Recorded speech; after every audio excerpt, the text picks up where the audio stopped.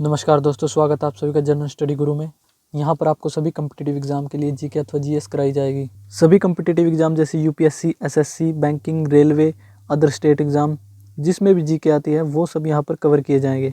इस वीडियो में हम लुसेंट जीके बुक का 19वां पेज क्वेश्चन फॉर्मेट में कवर करेंगे। तो चलिए दोस्तों देखते हैं अपना पहला क्वेश्चन नंबर 1। कृत्यकल्पतरु नामक ग्रंथ किसने लिखा था? Option A Chandbardai, B Kalhana ने, सी लक्ष्मीधर ने, डी श्रीहर्ष ने। तो इस क्वेश्चन का सही आंसर है ऑप्शन सी लक्ष्मीधर ने। याद रखना आपको। गढ़वाल वंश का सर्वाधिक शक्तिशाली राजा गोविंद चंद्र था। इसका मंत्री लक्ष्मीधर शास्त्रों का प्रकांड पंडित था जिसने कृत्यकल्पतरु नामक ग्रंथ लिखा था। कृत्यकल्पतरु नामक ग्रंथ किसने लिखा? लक्ष्मीधर ने। लक्ष्मीधर कौन था? गढ़वाल वंश के राजा गोविंद चंद्र का मंत्री। आपको याद रखना है। बढ़ते अपने अगले क्वेश्चन की तरफ। Question number 2। गढ़वाल वंश का अंतिम शासक कौन था? ए जयचंद, बी पृथ्वीराज तृतीय, सी गोविंद चंद्र, डी चंद्रदेव। तो इस क्वेश्चन का सही आंसर है ऑप्शन ए जयचंद। गढ़वाल वंश का अंतिम शासक जयचंद था जिसे गौरी ने 1194 ईस्वी के चंदावर युद्ध में मार डाला। क्वेश्चन ये बन सकता है चंदावर युद्ध किस किस के बीच लड़ा गया? तो आंसर होगा मोहम्मद गौरी और जयचंद के बीच। कब लड़ा गया? 1194 में, जिसमें गौरी को विजय प्राप्त हुई। क्लियर है दोस्तों। बढ़ते अपने अगले क्वेश्चन की तरफ। Question number 3। सोमदेव किस शासक के राजकवि थे? ए वासुदेव, बी विग्रहराज चतुर्थ, सी उपेंद्रराज, डी भीम प्रथम। तो इस क्वेश्चन का सही आंसर है ऑप्शन बी विग्रहराज चतुर्थ। सोमदेव विग्रहराज चतुर्थ के राजकवि थे। सोमदेव ने ललित विग्रहराज नामक नाटक लिखा था। ललित विग्रहराज नामक नाटक किसने लिखा? सोमदेव ने, जो कि विग्रहराज चतुर्थ के राजकवि थे। विग्रहराज चतुर्थ चौहान वंश के राजा हुए। ये भी आपको याद रखना है। क्लियर है दोस्तों। बढ़ते अपने अगले क्वेश्चन की तरफ। Question number 4। निम्न में से किसकी रचना पृथ्वीराज रासो है? ए मेरुतंग, बी जयदेव, सी नागभट्ट, डी चंद्रवरदाई। तो इस क्वेश्चन का सही आंसर है ऑप्शन डी चंद्रवरदाई। चंद्रवरदाई पृथ्वीराज तृतीय का राजकवि था जिसकी रचना पृथ्वीराज रासो है। चौहान वंश का अंतिम शासक जो था वो पृथ्वीराज तृतीय था। दोस्तों पृथ्वीराज तृतीय से कंफ्यूज नहीं होना है। पृथ्वीराज तृतीय ही पृथ्वीराज चौहान के रूप में जाने जाते हैं, अथवा पृथ्वीराज तृतीय ही पृथ्वीराज चौहान के रूप में प्रसिद्ध है, जिनका युद्ध मोहम्मद गौरी के साथ हुआ था। क्लियर है दोस्तों। बढ़ते अपने अगले क्वेश्चन की तरफ। Question number 5। तराइन का द्वितीय युद्ध किस सन में हुआ था? ऑप्शन ए 1210 ईस्वी, बी 1192 ईस्वी, सी 1194 ईस्वी, डी 1191 ईस्वी। तो इस क्वेश्चन का सही आंसर है ऑप्शन बी 1192 ईस्वी। तराइन का द्वितीय युद्ध 1192 ईस्वी में हुआ जिसमें गौरी की विजय एवं पृथ्वीराज तृतीय की हार हुई। ये आपको याद रखना है। और इससे पहला युद्ध जो तराइन का प्रथम युद्ध था वो 1191 में हुआ था जिसमें पृथ्वीराज तृतीय की विजय हुई एवं गौरी की हार हुई। याद रखना आपको। बढ़ते अपने अगले क्वेश्चन की तरफ। Question number 6। निम्न में किस शासक ने भोजपुर नामक झील का निर्माण करवाया था? ए उपेंद्रराज ने, बी राजा भोज ने, सी यशोवर्मन ने, डी उपरोक्त में से कोई नहीं। तो इस क्वेश्चन का सही आंसर है ऑप्शन बी राजा भोज ने। राजा भोज ने भोपाल के दक्षिण में भोजपुर नामक झील का निर्माण करवाया था। नाम से ही स्पष्ट है, राजा भोज ने भोजपुर नामक झील का निर्माण कहाँ करवाया था? दक्षिण में।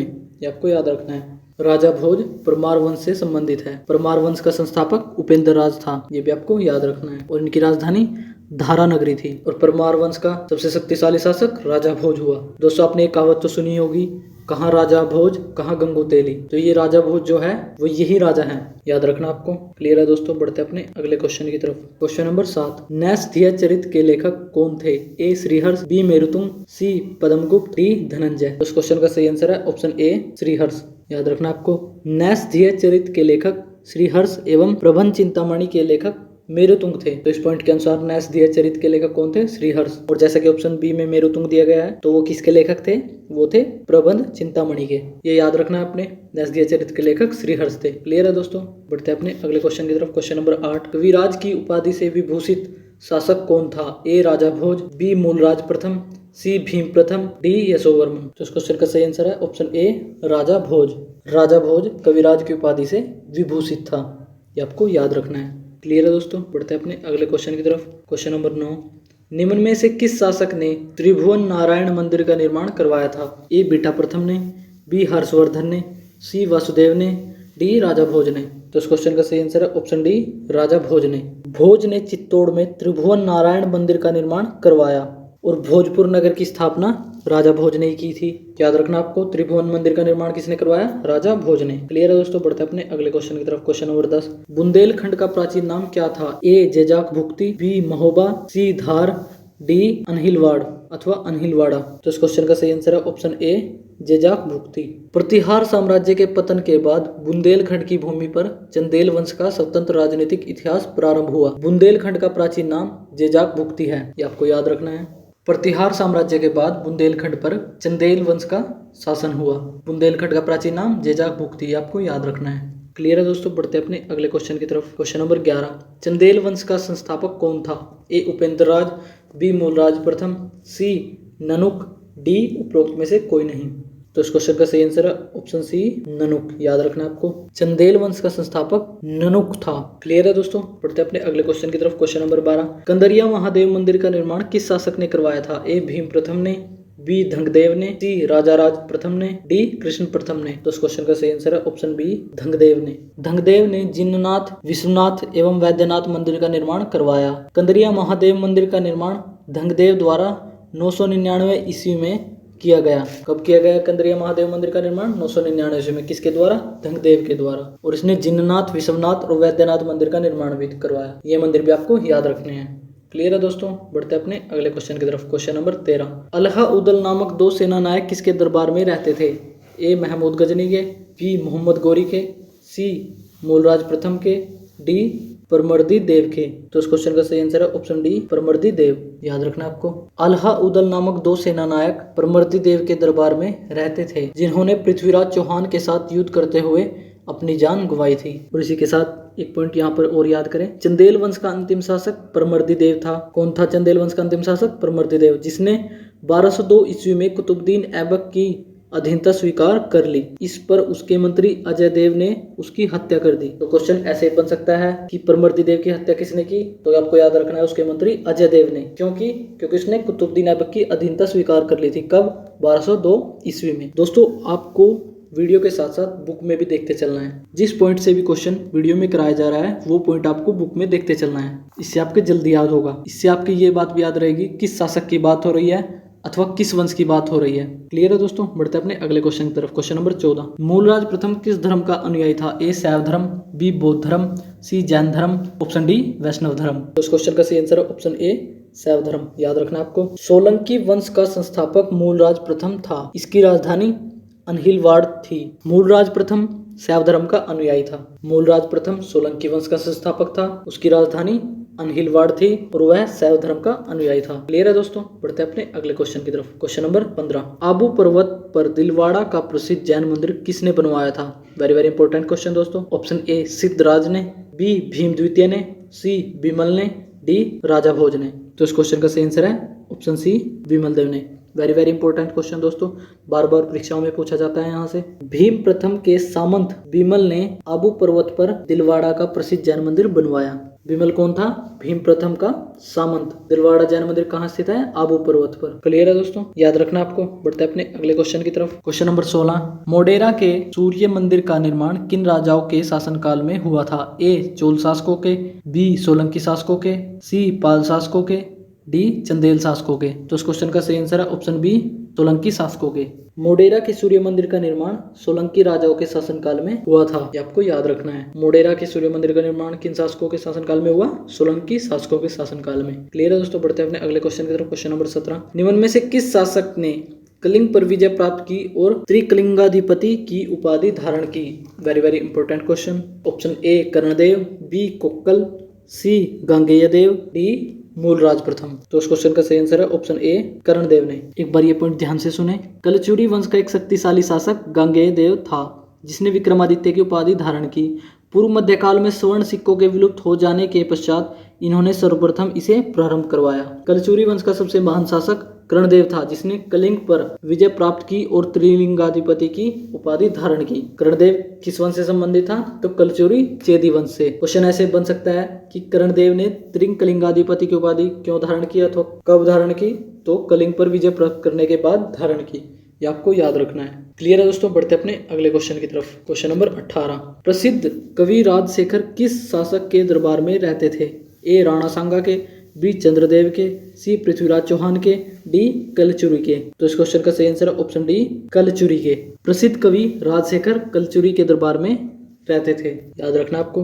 बढ़ते अपने अगले क्वेश्चन की तरफ। क्वेश्चन नंबर 19, अपनी विजय के उपलक्ष्य में विजय स्तंभ का निर्माण किस शासक ने करवाया था? Option A Chandragupta Maurya, B Rana Kumbha, C Raja Bhoj, D उपरोक्त में से कोई नहीं। तो इस क्वेश्चन का सही आंसर है ऑप्शन बी राणा कुंभा ने। याद रखना आपको। अपनी विजय के उपलक्ष्य में विजय स्तंभ का निर्माण राणा कुंभा ने चित्तौड़ में करवाया था। विजय स्तंभ का निर्माण राणा कुंभा ने कहाँ करवाया था? चित्तौड़ में। राणा कुंभा सिसोदिया वंश का शासक था, ये आपको याद रखना है। बढ़ते अपने अगले क्वेश्चन की तरफ। क्वेश्चन नंबर 20, खतौली का युद्ध राणा सांगा एवं किसके बीच में हुआ था? ए गजनी, बी गोरी, सी इब्राहिम लोदी, डी खिजर खां। खतौली का युद्ध 1518 ईस्वी में राणा सांगा एवं इब्राहिम लोदी के बीच हुआ। किस किस के बीच में हुआ खतौली का युद्ध? राणा सांगा और इब्राहिम लोदी के। तो इस क्वेश्चन का सही आंसर है ऑप्शन सी इब्राहिम लोदी। और कब हुआ युद्ध? 1518 ईस्वी में। ये भी आपको याद रखना है। क्लियर है दोस्तों। बढ़ते अपने अगले क्वेश्चन की तरफ। क्वेश्चन नंबर 21, दोस्तों ये इस पेज से कुछ अन्य क्वेश्चन बने हैं, यहाँ से परीक्षा में बार बार क्वेश्चन पूछे जा चुके हैं। क्वेश्चन नंबर 21, चौहान वंश का संस्थापक कौन था? आंसर है वासुदेव। क्वेश्चन नंबर 22, हरिकेली नामक संस्कृत नाटक की रचना किसने की थी? आंसर है विग्रहराज चतुर्थ ने। याद रखना आपको। क्वेश्चन नंबर 23, चौहान वंश का अंतिम शासक कौन था? आंसर है पृथ्वीराज तृतीय। याद रखना आपको। क्वेश्चन नंबर 24, रणथंभौर के जैन मंदिर का शिखर किस शासक ने बनवाया था? आंसर है पृथ्वीराज तृतीय ने। रणथंभौर के जैन मंदिर का शिखर किस शासक ने बनवाया? तो पृथ्वीराज तृतीय ने। क्वेश्चन नंबर 25, तराइन के प्रथम युद्ध में किस शासक की हार हुई थी? आंसर है गोरी। तराइन का युद्ध 1191 ईस्वी में पृथ्वीराज चौहान और मोहम्मद गोरी के बीच लड़ा गया, जिसमें गोरी की हार हुई, जो कि तराइन का प्रथम युद्ध था। क्वेश्चन नंबर 26, धनंजय धनिक हलायुद्ध एवं अमित गति जैसे विद्वान किसके दरबार में रहते थे? Very very important question. Answer है वाक्यपति मुंज के दरबार में। याद रखना आपको। वाक्यपति मुंज के दरबार में धनंजय धनिक हलायुद्ध एवं अमित गति जैसे विद्वान रहते थे। क्वेश्चन नंबर 27, राजा भोज ने अपनी राजधानी में किस मंदिर का निर्माण करवाया था? ए आंसर है सरस्वती मंदिर का। राजा भोज ने अपनी राजधानी में सरस्वती मंदिर का निर्माण करवाया। याद रखना आपको। क्वेश्चन नंबर 28, जिन्ननाथ विश्वनाथ एवं वैद्यनाथ मंदिर का निर्माण किसने करवाया था? आंसर है धंग ने। और इसी ने कदरिया महादेव मंदिर का निर्माण करवाया था। कब? 999 ईस्वी में। ये भी आपको याद रखना है। क्वेश्चन नंबर 29, गंगा जमुना के संगम में शिव की आराधना करते हुए किसने अपने शरीर को त्यागा था? तो आंसर है धंग ने। क्वेश्चन नंबर 30, कन्नौज के प्रतिहार शासक राज्यपाल की हत्या किस शासक ने कर दी थी? आंसर है चंदेल शासक ने। कन्नौज के प्रतिहार शासक राज्यपाल की हत्या किसने की? तो चंदेल शासक विद्याधर ने। याद रखना है आपको। क्वेश्चन नंबर 31, प्रबोध चंद्रोदय की रचना किसने की थी? आंसर है चंदेल शासक कीर्तिवर्मन की राज्यसभा में रहने वाले कृष्ण मिश्र ने। कृष्ण मिश्र कौन थे? चंदेल शासक कीर्तिवर्मन की राज्यसभा में रहने वाले एक सदस्य थे, जिन्होंने प्रबोध चंद्रोदय की रचना की। क्वेश्चन नंबर 32, कुतुबुद्दीन ऐबक की अधीनता किस शासक ने स्वीकार कर ली थी? तो आंसर है चंदेल वंश के अंतिम शासक परमर्दिदेव ने, जिसके बाद इसके मंत्री अजय देव ने इसकी हत्या कर दी थी। ये भी आपको याद रखना है। क्वेश्चन नंबर 33, सोलंकी वंश का संस्थापक कौन था? आंसर है मूलराज प्रथम और इसकी राजधानी अनहिलवाड़ थी। ये भी आपको याद रखना है। किसके शासन काल में महमूद गजनी ने सोमनाथ के मंदिर पर आक्रमण किया? आंसर है भीम प्रथम के। क्वेश्चन नंबर 35, प्रसिद्ध जैन विद्वान हेमचंद्र किसके दरबार में रहता था? आंसर है जयसिंह सिद्धराज के दरबार में।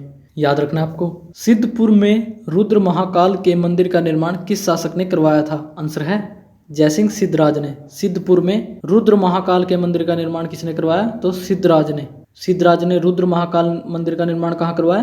तो सिद्धपुर में। क्वेश्चन नंबर 37, सोलंकी वंश का अंतिम शासक कौन था? आंसर है भीम द्वितीय। कलचुरी वंश का संस्थापक कौन था? आंसर है कोक्कल। ये भी आपको याद रखना है। क्वेश्चन नंबर 39, कलचुरी वंश के किस शासक ने विक्रमादित्य की उपाधि धारण की थी? तो आंसर है गांगेय देव ने। यह कलचुरी वंश का सबसे शक्तिशाली शासक था। क्वेश्चन नंबर 40, सिसोदिया वंश के शासक अपने को क्या कहते थे? तो आंसर है सूर्यवंशी। याद रखना आपको। सिसोदिया वंश के शासक अपने को सूर्यवंशी कहते थे। क्वेश्चन नंबर 41, मेवाड़ की राजधानी क्या थी? आंसर है चित्तौड़। याद रखना आपको। मेवाड़ की राजधानी क्या थी? चित्तौड़। तो इस वीडियो में दोस्तों इतना ही। जल्दी मिलते हैं अगली वीडियो में और उम्मीद करता हूँ कि आपके ये सभी क्वेश्चन याद हो गए होंगे। और दोस्तों एक बात जरूर जान ले कि जो भी इस वीडियो में क्वेश्चन कराए गए हैं या जो लुसेंट जीके बुक का पेज वीडियो में कवर किया गया है, उस पेज के सभी पॉइंट याद करने के लिए पहले या तो आप वीडियो देख लें या बुक का वो पेज पढ़ ले जो वीडियो में कराया जा रहा है। यदि आप लुसेंट बुक पढ़ चुके हैं तो आप सिर्फ वीडियो देखकर भी सभी क्वेश्चंस के आंसर याद रख सकते हैं। यदि आप लुसेंट जीके बुक शुरू कर रहे हैं तो आप पहले वह पेज पढ़ें जिसके वीडियो में क्वेश्चंस कराए जा रहे हैं और फिर वीडियो देख सकते हैं। इस प्रकार आपको जल्दी याद होगा।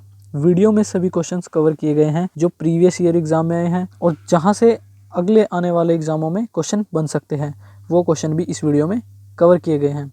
इस प्रकार अगर आप याद करेंगे तो आप अपने आप को अन्य स्टूडेंट जो भी कॉम्पिटिटिव एग्जाम की तैयारी कर रहे हैं, जिनमें जीके आती है, जीके के मामले में आप अपने आप को उनसे अलग पाएंगे। क्लियर है दोस्तों? तो आज के लिए बस इतना ही। नमस्कार दोस्तों।